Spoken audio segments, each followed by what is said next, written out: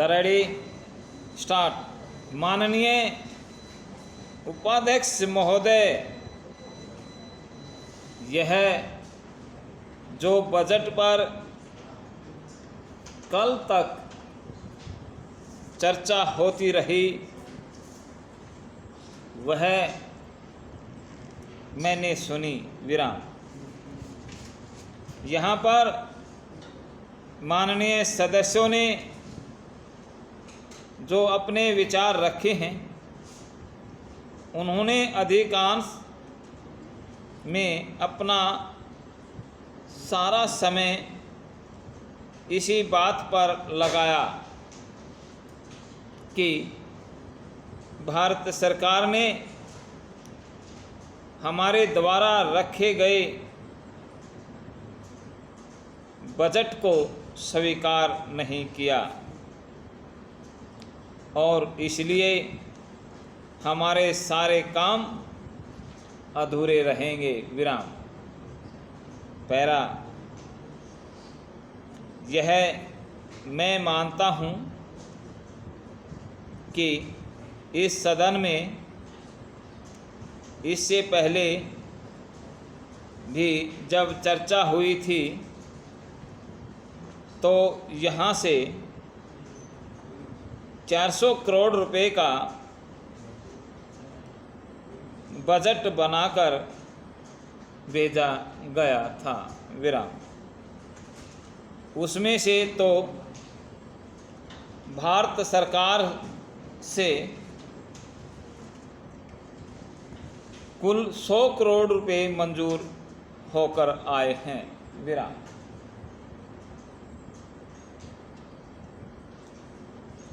इस सदन ने यह सिफारिश की थी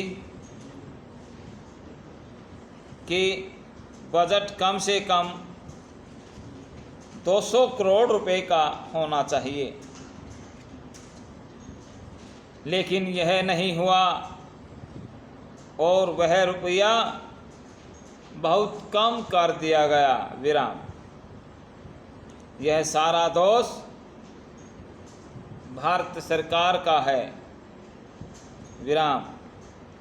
मेरा ख्याल है कि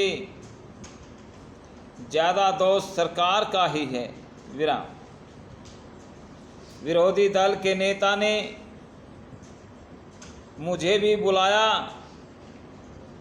था और यह कहा भी था कि भारत सरकार हमारे साथ बहुत अन्याय कर रही है। विराम। अब हमें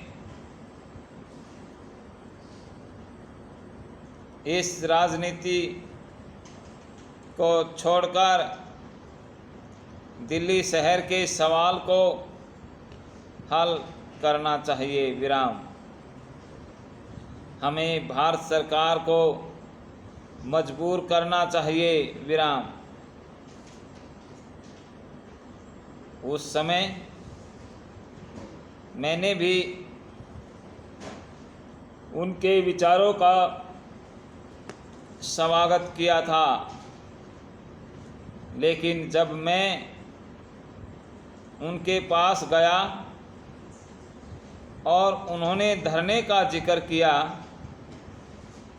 तो मैंने इसे नापसंद किया और मैंने सोच लिया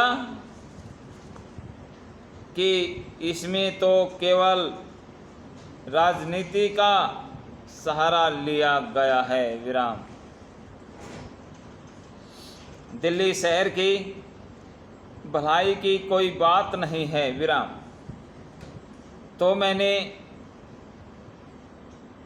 इस बात का उन्हें इशारा किया कि ऐसा नहीं होगा और हमें पहले डिप्टी लीडर से जाकर कहना चाहिए कि हम क्या चाहते हैं। विराम।